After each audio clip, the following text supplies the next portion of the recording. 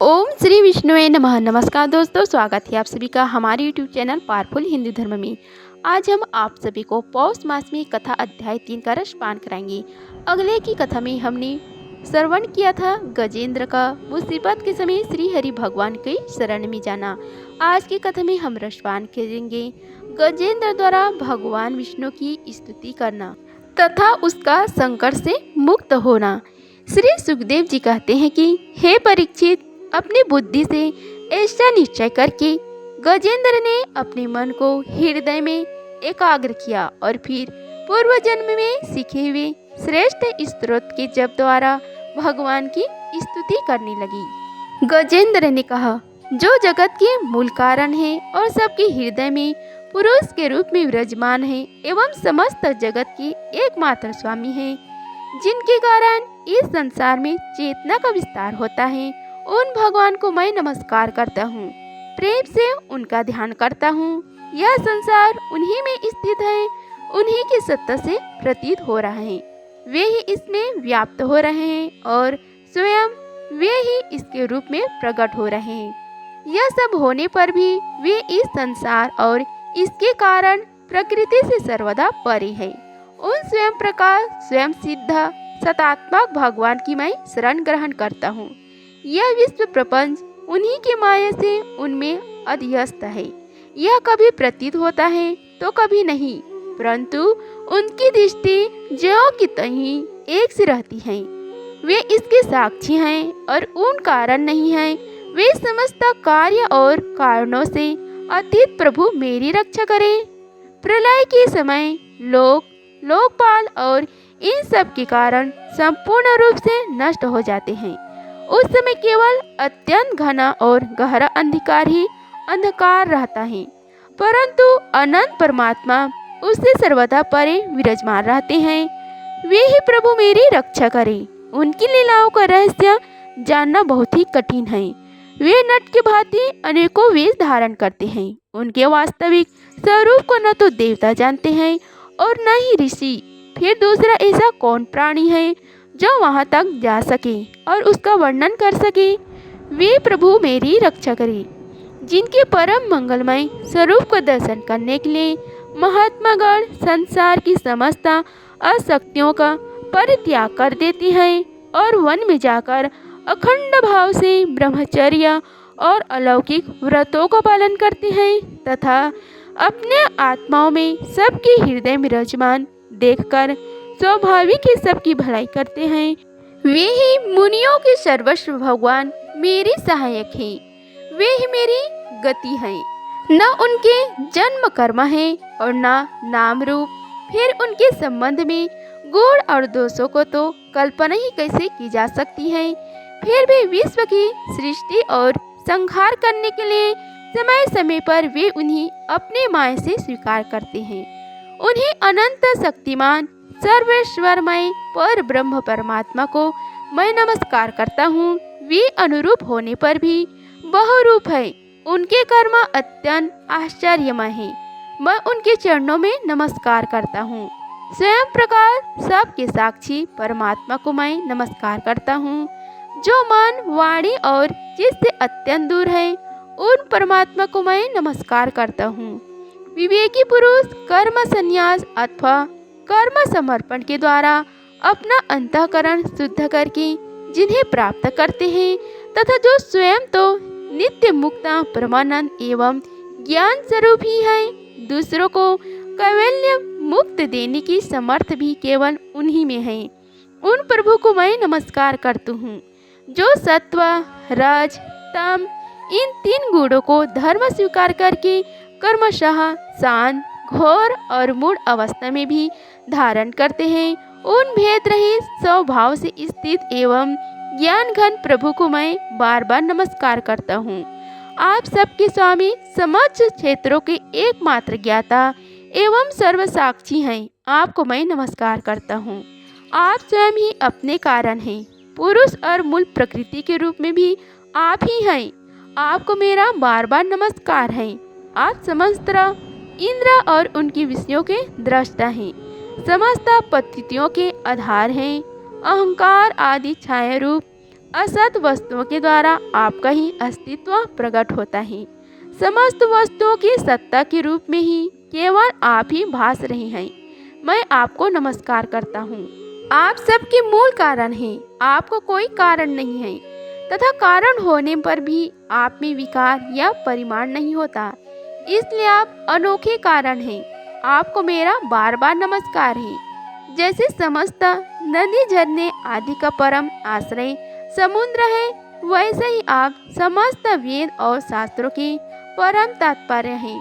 आप मोक्ष स्वरूप हैं और समस्त संत आपकी शरण ग्रहण करते हैं, अतः आपको मैं नमस्कार करता हूँ। जैसे यज्ञ की काष्ठा अग्नि में अग्नि गुप्त रहती है, वैसे ही अपने अपने ज्ञान को गुणों की माय से ढक रखा है। गुणों में क्षोभ होने पर भी उनके द्वारा विविध प्रकार की सृष्टि रचना का आप संकल्प करते हैं।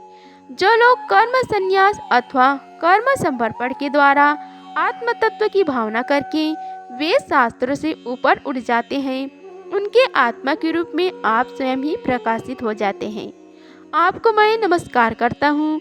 जैसे कोई दयालु पुरुष फंदे में पड़े हुए पशु का बंधन काट दे, वैसे ही आप मेरे जैसे शरणागतों की फांसी काट देते हैं।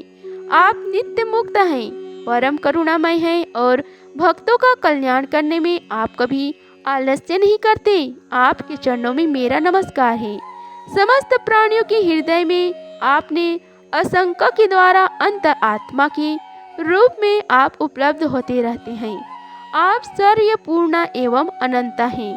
आपको मैं नमस्कार करता हूँ।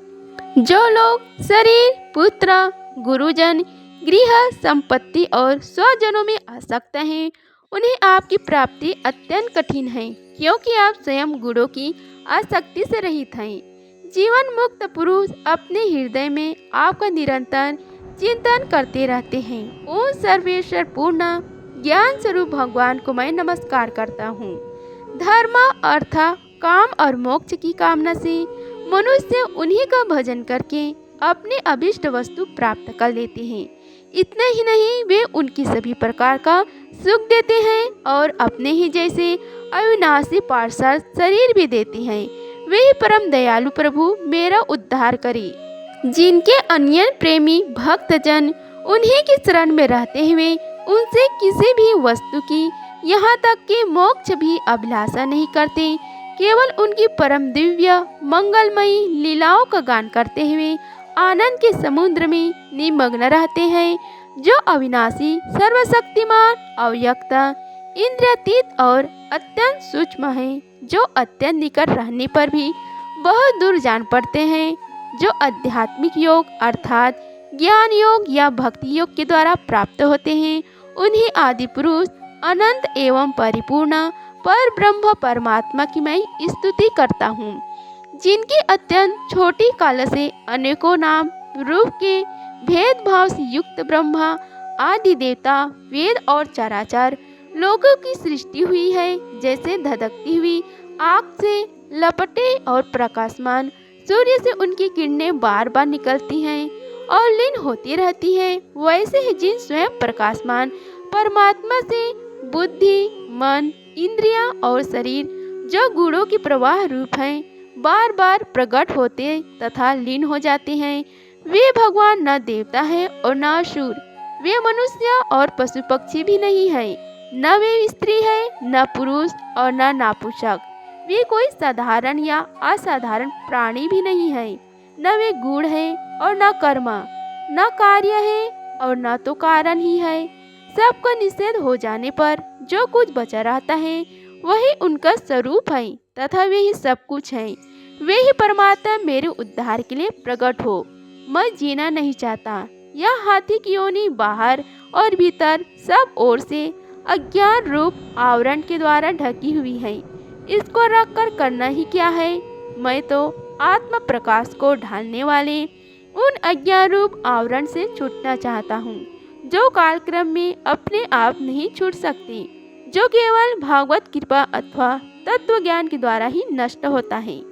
इसलिए मैं उन पर ब्रह्म परमात्मा की शरण में हूँ, जो विश्व रहित होने पर भी विश्व के रचयिता और विश्व स्वरूप हैं।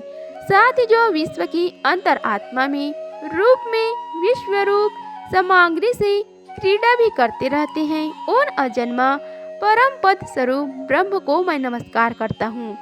योगी लोग योग के द्वारा कर्म वासना और कर्म फल को भस्म करके अपने योग शुद्ध हृदय में जिन योगेश्वर भगवान का साक्षात्कार करते हैं, उन प्रभु को मैं नमस्कार करता हूँ। हे प्रभु, आपकी 3 शक्तियों सत्व रज और तम के राग आदि वेग असह है। समस्त इंद्रियों और मन के विषयों के रूप में भी आप ही प्रतीत हो रहे हैं। इसलिए जिनकी इंद्रियां वश में नहीं है, वे तो आपकी प्राप्ति का मार्ग भी नहीं पा सकते। आपकी शक्ति अनंत है, आप शरणगत वत्सल हैं। आपको मैं बार बार नमस्कार करता हूँ। आपकी माया अहम बुद्धि से आत्मा का स्वरूप ढक गया है, इसी से यह जीव अपने स्वरूप को नहीं जान पाता। आपकी महिमा अपार है। ओ सर्वशक्तिमान एवं मधुरमय निधि भगवान की मैं शरण में हूँ।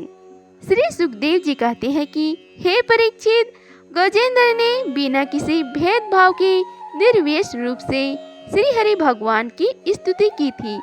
इसलिए भिन्न भिन्न नाम और रूप को अपना स्वरूप मानने वाले ब्रह्मा आदि देवता उसकी रक्षा करने के लिए नहीं आए।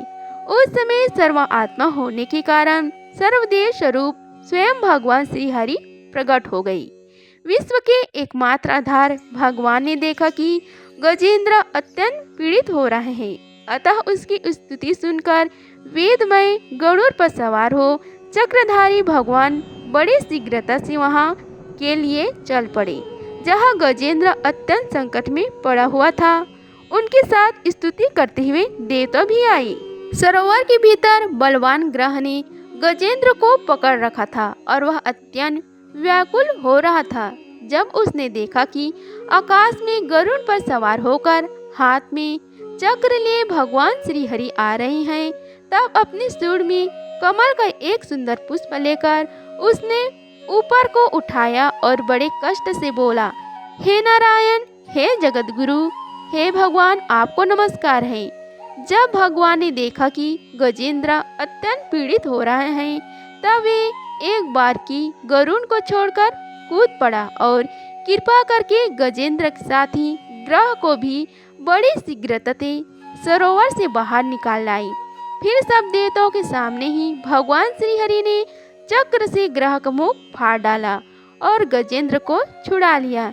इस प्रकार पौष मास में कथा अध्याय 3 में गजेंद्र नाम मोक्ष की 3य अध्याय समाप्त हुआ। अगर आप सभी को हमारी वीडियो अच्छी लगी होगी तो वीडियो को लाइक कीजिए, चैनल को सब्सक्राइब कीजिए और कमेंट बॉक्स में ओम नमो भगवते वासुदेवाय लिखिए। धन्यवाद। मिलते हैं अगले वीडियो में, तब तक के लिए जय श्री राधे कृष्णा।